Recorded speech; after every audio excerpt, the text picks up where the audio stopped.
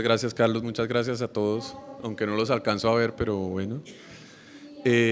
Yo creo que esa es la discusión, la que se acaba de presentar en cuanto al tamizaje aislado combinado con arterias uterinas, con marcadores séricos, con historia clínica materna, y esto es lo que tenemos actualmente. Ese es el desafío, y es cómo vamos a identificar tempranamente a las pacientes que tienen embarazos de alto riesgo. Si lo podemos hacer, eso es, perdón, acá. Si lo podemos hacer, eso sería como lo ideal. ¿Tenemos las herramientas? Pues yo creo que sí las tenemos, pero tenemos que validarlas en nuestra población, y eso es lo que está todavía demorado. Hay medidas para mejorar la placentación, y eso es lo que han mostrado los estudios. Definitivamente antes se pensaba en solo esa primera parte, detectar esas pacientes de alto riesgo. Hoy en día sabemos que les podemos detectar esas pacientes y podemos interferir en algo en la modificación de ese riesgo, y de pronto de esa manera bajar la prevalencia de la enfermedad. ¿En qué estamos en las tendencias de mortalidad materna? Definitivamente han venido disminuyendo, pero lo que se ha dicho en todas estas conferencias de tamizaje, la preeclampsia sigue siendo una de las principales causas de morbimortalidad materna y perinatal. ¿Cómo estamos a nivel mundial? Ahí está nuestro comparativo de Colombia, donde definitivamente nos comparamos con Canadá, con Estados Unidos, incluso con Europa, donde tienen incidencias de 0 al 3.4% de preeclampsia, y nosotros vamos desde el 7 hasta incluso algunos casos hasta el 30% de incidencia de preeclampsia. Y esa es la diferencia.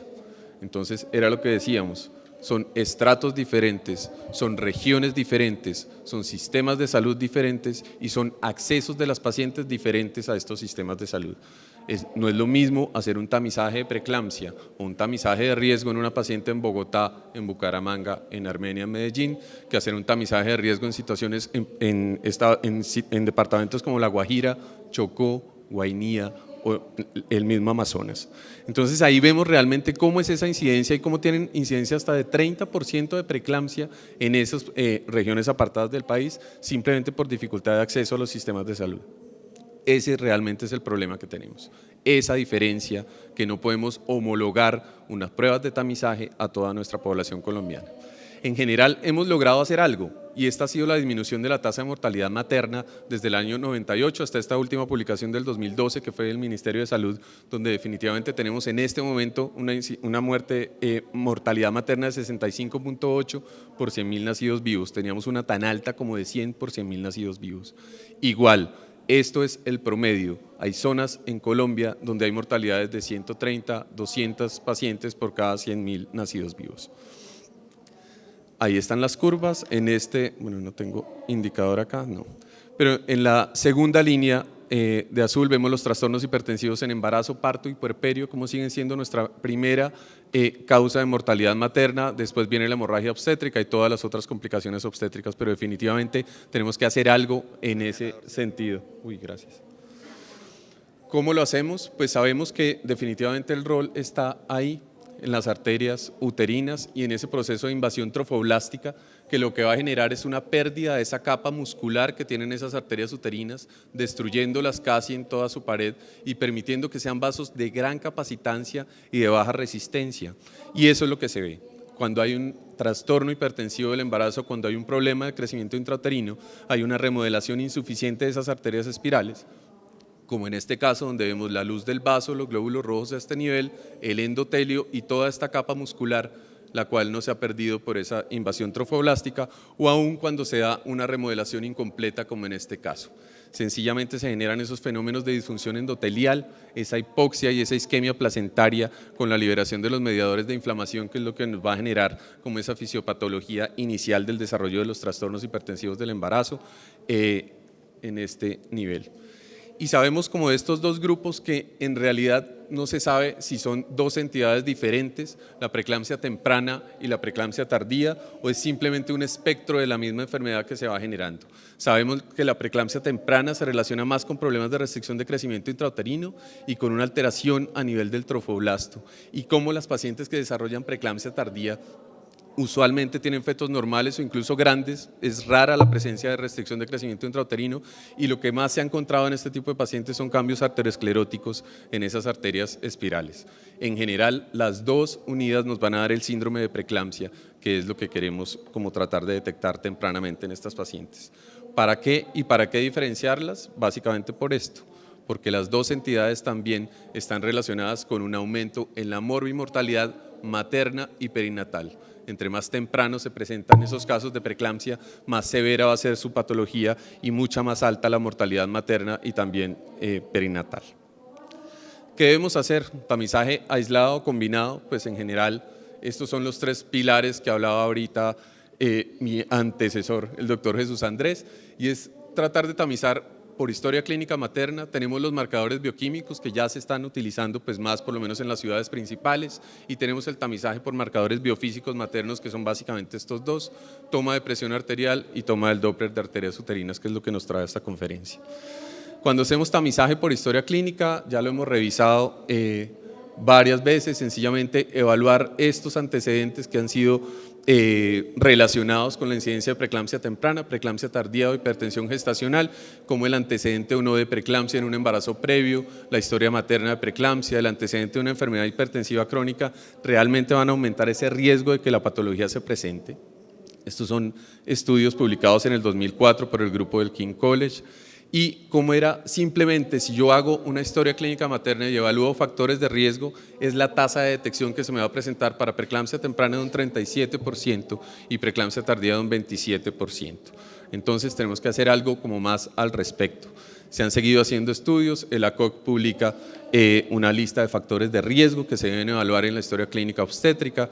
La Organización Mundial de la Salud mete, además de estos tres, otros factores de riesgo, antecedentes ya importantes como diabetes, hipertensión crónica, enfermedades renales, enfermedades autoinmunes que definitivamente aumentan el riesgo en este tipo de pacientes, los embarazos múltiples, y tal vez una de las relaciones de factores de riesgo más juiciosa es la que hace el Instituto Nacional de Excelencia Clínica en Londres, donde evalúa dos grupos de riesgo, factores de alto riesgo y de riesgo moderado. Con un solo factor de alto riesgo ya se aumenta el riesgo de desarrollo de estas enfermedades: enfermedad hipertensiva en embarazo previo, enfermedad renal crónica, enfermedades autoinmunes, diabetes tipo 1 y 2, hipertensión arterial crónica. Y con más de uno de estos factores, dentro de los cuales está la primigestación, pero no como factor único va a aumentar el riesgo de este tipo de pacientes, pero sí si además se le suma edad materna mayor de 40 años, esos periodos intergenésicos prolongados y algo importante que es el índice de masa corporal, que no se ha tenido muy en cuenta y es definitivamente uno de los factores que más genera riesgo en este desarrollo de preeclampsia temprana, el antecedente familiar y el embarazo múltiple nuevamente. Aquí, afortunadamente, estas son las revisiones, tal vez en los últimos 2 años, si uno pone Doppler de uterinas o tamizaje de preeclampsia, encuentra más de 3.000 artículos y 3.000 papers realizados en búsqueda precisamente de estos factores. Y aquí hay uno del año pasado del doctor Nicolaides, con sus números de 120.490 embarazos únicos, con una tasa de detección de preeclampsia más o menos de 2.2%. Esto lo revisaron validándolo con los factores de riesgo de la NICE, evaluando lo que ya decía Jesús Andrés: edad materna, factores raciales, raza negra o afrocaribeña, sudasiáticos, historia médica y los antecedentes, el antecedente también de concepción, las fertilizaciones in vitro, cómo aumentan ese tipo de riesgos. Y ellos lo que hicieron fue diseñar un modelo como si la paciente en algún momento, si continuara su embarazo, iba a desarrollar preeclampsia, y esto fue lo que mostraron. Este es el modelo predictivo, donde sencillamente si la paciente tiene bajo riesgo con estos hallazgos y estos factores, sencillamente su curva se va a desviar hacia la derecha y al término pues sería muy poco probable que desarrollara una preeclampsia, y como cuando se suman estos factores de riesgo, esta curva se desvía hacia la izquierda, generando preeclampsia entre más factores de riesgo, pues obviamente a menor edad gestacional. Esta es la curva operador-receptor que evaluaron, donde por esa detección de ese nuevo modelo predictivo mejoraba la capacidad de detección de las pacientes que requerían parto antes de las 34 semanas a un 54%, diferente a lo que se presentaba simplemente con la evaluación de los factores de riesgo por NICE, que era una detección del 44%. ¿Esto a qué se debe? Tal vez Claudia lo nombraba ahorita, y es la aplicación de un modelo multivariable con múltiplos de la mediana.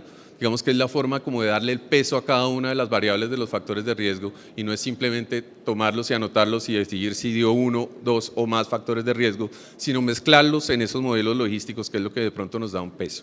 Marcadores bioquímicos, ya está hablado. Se sabe que definitivamente hay diferencias significativas en la localización de esos vasos en las arterias espirales y eso está relacionado con una mala placentación y una mala invasión trofoblástica. Los 1000 marcadores séricos que se han determinado y cómo terminamos prácticamente en estos dos que son los que utilizamos en nuestro medio. Esto ya lo hablamos, no quiero repetirlo, pero sí de pronto esta parte y es como la mezcla de esos factores y esos marcadores sí va mejorando la tasa de predicción, como con los marcadores séricos más los factores maternos en historia clínica, esta tasa de preeclampsia temprana puede aumentarse su detección de un 36 a un 60% y saber que además podemos utilizar cosas tan básicas como el tamizaje de tensión arterial. Obviamente en Chocó, en Guainía no tenemos equipos con Doppler, pero por lo menos sí tenemos un tensiómetro y podemos entrenar a la gente para que haga esta predicción. Aquí tenemos estudios ya realizados, detección de preeclampsia temprana, preeclampsia tardía, con presión arterial sistólica, diastólica y donde definitivamente la presión arterial media es la que marca como la mayor capacidad de detección que está representada acá en el extremo derecho de la gráfica. Cuando se mezclan historia clínica, presión arterial media y el Doppler de arterias uterinas, cómo mejora la tasa de detección de preeclampsia temprana del 30 a incluso un 80%. ¿Sirven las arterias uterinas? Pues definitivamente sí. Para todo, eso es lo que no sabemos. Sabemos que sí, cuando no hay una adecuada invasión trofoblástica, vemos esta imagen típica del notch y como sí, cuando se logra esa invasión de trofoblasto y la pérdida de esa resistencia de esas arterias uterinas, logramos ver esa disminución y esa mejoría del flujo diastólico a nivel de esas arterias uterinas. Fácil de detectar, arterias ilíacas, vena ilíaca y cómo la arteria uterina pasa por encima, las ondas que podemos encontrar cuando disonamos esto, el notch del que se habló tanto en el principio del desarrollo del Doppler de las arterias uterinas. Y acá algo de la técnica, fácil, identificamos el vaso con Doppler color, más o menos tener en cuenta la velocidad, que deben ser velocidades altas, el ángulo de disonación menor a 30 grados, el tamaño de la muestra que debe ser igual al vaso, y por lo menos tomar 3 o más ondas de iguales características, saber que podemos guiarnos por la velocidad para saber que no estamos disonando arterias ya más allá de menores velocidades como las arterias deciduales. Estos fueron los primeros estudios, lo que hizo el grupo de Nicolaides en un principio y cómo cuando se hacía el estudio a predicción del término en cuanto a preeclampsia tardía, realmente la tasa de detección era muy baja, como del 45%, pero como cuando se corría ese punto de corte a las 34 semanas, se lograba mejorar esa incidencia de preeclampsia, esa tasa de detección de preeclampsia a un 85%. Entonces, definitivamente, eso es lo que tenemos. ¿Sirve como prueba de tamizaje? Pues definitivamente sí, cumple por lo menos los parámetros de una prueba de tamizaje, fácil de realizar, fácil aceptación por parte de la paciente, aplicable a la población general, bajo costo, mínimos efectos adversos y realmente en este video pues ya tomamos unas arterias uterinas y nos demoramos 30 segundos en tomarla. Entonces pues si tenemos el equipo y tenemos la capacidad, digamos que es una prueba de tamizaje que es factible de realizar. Cuando los mezclamos en segundo trimestre, historia clínica, tasa de detección simplemente 33%, cuando es sola, con uterinas mejora a 80%, y ese estudio que utilizaba inhibina A y activina A con una tasa de detección del 90%. ¿Se debe hacer tamizaje universal? Y esa es la pregunta y esa es la discusión de siempre. Este paper del año 2012 del grupo de Mayad y colaboradores de las unidades de medicina materno-fetal y del Eunice Kennedy Center, donde realmente encontraron que sí el Doppler de uterinas antes de las 21 semanas podría servir para predecir el desarrollo de preeclampsia, donde encontraban que se aumentaba en ese tipo de pacientes el índice de pulsatilidad y el índice de resistencia, y estas eran las tasas de predicción de preeclampsia severa de un 53% con una especificidad de un 66%. La respuesta es no lo deben utilizar como tamizaje de población de riesgo, y ese es un paper del Green Journal, donde definitivamente dicen que el número de pacientes a tratar no justifica la realización como tamizaje universal a todas las pacientes. Y ahí se somete nuevamente a la discusión. La inversión de la pirámide de cuidado, que ya la hemos visto hasta el cansancio hoy, y la idea es poder intervenir. Ya no queremos solo detectarlas, sino detectarlas temprano para poder tener algo de inferencia. Y esto es lo que estamos haciendo en ecografía de 11 a 14, ya se hace una ecografía no solo de tamizaje genético, sino de detalle anatómico, y también estamos evaluando en ese punto el Doppler de las arterias uterinas. La única diferencia en cuanto a la técnica, de pronto la localización de la muesca del Doppler, donde se debe hacer una ubicación del orificio cervical interno y mover el transductor de lado a lado, y ahí sencillamente van a aparecer las arterias uterinas, sencillo también de realizar. Y estos son los estudios también publicados de lo mismo, donde definitivamente logra predecir preeclampsia temprana el Doppler y el aumento de la resistencia del índice de pulsatilidad en primer trimestre. Algunos estudios con IP menor, otros estudios con IP promedio, pero definitivamente digamos que sirve. En tamizaje de rutina en primer trimestre y en pacientes de bajo riesgo hay un grupo, el grupo de Gratacos publicó este estudio prospectivo, 5.700 pacientes, PAPA, fracción libre de beta, presión arterial y Doppler de arterias uterinas, y definitivamente encontraban que sí el Doppler de arterias uterinas servía para predecir en este grupo de pacientes, pacientes con dieta mediterránea, con una baja incidencia de preeclampsia, pero ahí veían como la reducción del riesgo, la detección del riesgo. Screening de segundo trimestre, pues no debe quedar olvidado, y este es un paper también reciente, del 2013, donde evaluaban la diferencia entre el IP promedio de primero y segundo trimestre y cómo esa diferencia era significativa, como dándole tiempo a esa segunda oleada trofoblástica en esas pacientes que iban a presentar mejoría de ese Doppler en el segundo trimestre, y pues lo que concluyen es que la diferencia entre ese IP promedio de las arterias uterinas es aún el mejor predictor de preeclampsia que solo en primer trimestre, y esto es lo que muestran en sus curvas operador-receptor. Definitivamente pues sigue esa situación y esa discusión. Acá la gráfica que ya presentaba Jesús Andrés, y es donde confluye como todo este bloque de tamizaje, donde si tamizamos simplemente con características maternas tenemos esta tasa de detección para lo que nos interesa, que es la detección de preeclampsia temprana, pero como definitivamente cuando mezclamos todos los marcadores logramos estas tasas de detección de 93 o hasta 96%. En nuestro medio no sabemos, lo cierto es que tenemos ese test multifactorial para hacerlo, vamos a obtener un resultado de ese test, y ¿qué debemos hacer? Pues debemos, digamos que prescribirle algo a la paciente, o por lo menos meterla en un seguimiento más estricto, si bien no vamos a prescribir nada. ¿Qué le podemos prescribir? Pues hay estudios ya con dosis bajas de aspirina, no en todo el mundo, y esto digamos que era lo que quería que llegáramos ahorita. Hay estudios de tamizaje en pacientes de bajo riesgo, Gofinet, un estudio de 3.317 pacientes embarazadas de bajo riesgo con Doppler alterado de uterinas, hasta semana 36, y no encontró diferencia estadísticamente significativa en la reducción del riesgo. En ese mismo estudio aprovecharon para hacer un análisis secundario con vitamina C y vitamina E y definitivamente no encontró beneficio. Diferente a lo que encontró Bujold en su metaanálisis en pacientes de alto riesgo. En alto riesgo definitivamente sí, y con inicio temprano después de las 16 semanas, tampoco se recomienda inicio antes de las 16 semanas porque no es tan inocua la aspirina y puede aumentar defectos del cierre de la pared abdominal y este tipo de cosas, entonces digamos que eso lo debemos tener en cuenta, sobre todo cuando vamos a hacer un inicio de un manejo casi que empírico en este tipo de pacientes, entonces no se puede generalizar ni se puede mandar como si fuera aspirina, valga la redundancia, a todo el mundo. Task Force, grupo de expertos basados en la evidencia, publicado en Annals de Medicina Interna, donde definitivamente sí lo recomiendan cuando la paciente tiene factores de riesgo en semana 16. Hay varios estudios, el estudio CLASP, el estudio de las unidades de medicina materno-fetal, donde estudiaron entre 9.000 y 5.000 pacientes y donde definitivamente sí vieron mejoría en la predicción de estas pacientes cuando se detectaban como sus factores de alto riesgo. ¿Se detecta todo? La respuesta es no. Tenemos pacientes con RCIU severo y Doppler de arterias uterinas normal, y ese es el problema. ¿Qué pasa ahí en esas pacientes? Pues parece que hay daños ya diferentes, no solo de la invasión trofoblástica, sino que puede haber daños arteriolares deciduales y daños del volumen placentario. Hicimos un estudio de eso, donde evaluábamos el diámetro mayor de la placenta y cómo en estas pacientes, con esas placentas pequeñas definitivamente iban a tener mayor incidencia de fetos con restricción de crecimiento intrauterino y mayor incidencia de fetos con resultado perinatal adverso.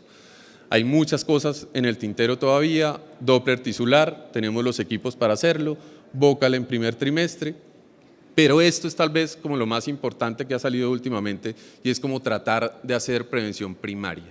Y eso es lo que sí podemos hacer nosotros en nuestro país y eso es lo que sí podemos hacer nosotros en nuestro medio. Scholter y colaboradores evaluaron la presencia de perfiles de riesgo en pacientes con historia previa de preeclampsia y encontraron esto, 77% de las pacientes tenían al menos un factor de riesgo. me acordé de tu trabajo, Carlos, con esa microalbuminuria que presentaban las pacientes que habían tenido preeclampsia en el embarazo y que persistía además por mucho tiempo después.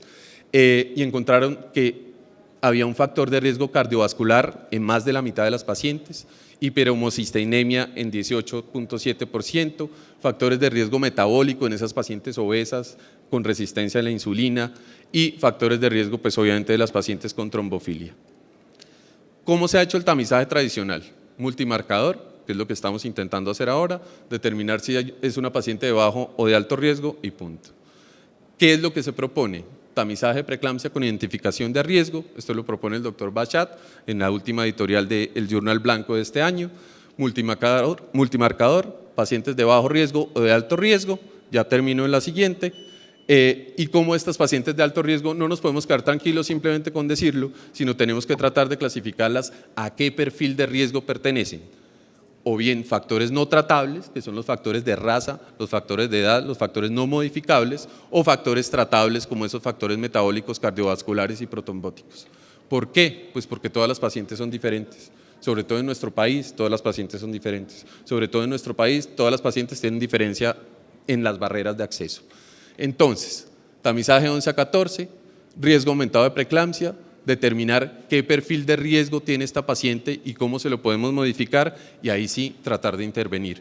No a todas simplemente con bajas dosis de ASA, sino que si tiene hipertensión hay que tratar de manejársela, si es obesa o si tiene resistencia a la insulina, se pueden empezar a mejorar ese tipo de factores de riesgo y ya obviamente las de riesgo protrombótico hacer una anticoagulación específica. Muchas gracias.